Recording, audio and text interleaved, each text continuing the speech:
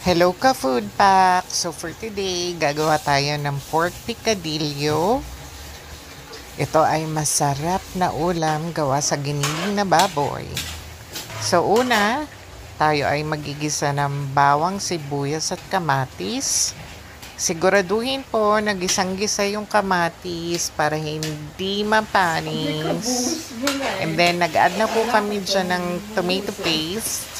Konti lang po pampakulay para hindi naman siya magmukhang spaghetti sauce.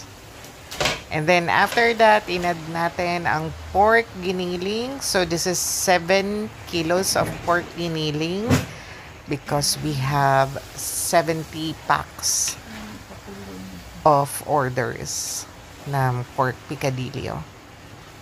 So yan, halo-halo lang. So binatch by batch namin kasi medyo mahirap lutuin kapag inisang buhos natin yung giniling. So inad namin yung the rest of the giniling and then mix all together para sila ay mag-bonding. So ayan, halo-halo lang. And then we add pork cubes para pampalasa.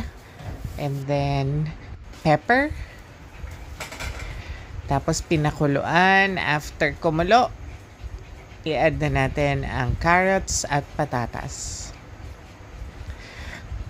Mag-a-add din pala kami dyan ng green peas, pati ng pasas.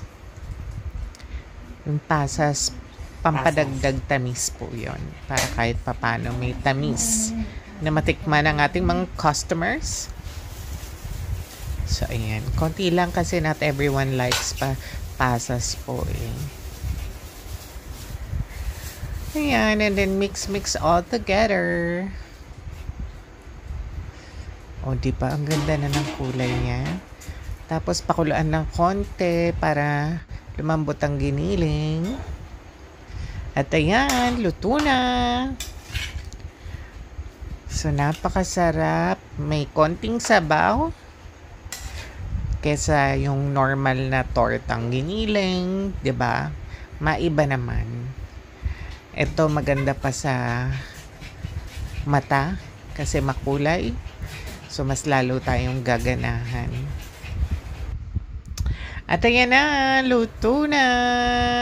So, naglagay kami ng itlog ng pugo, pero hiniwalay namin para hindi madurog. So, nilaga namin siya separately. So, thank you guys.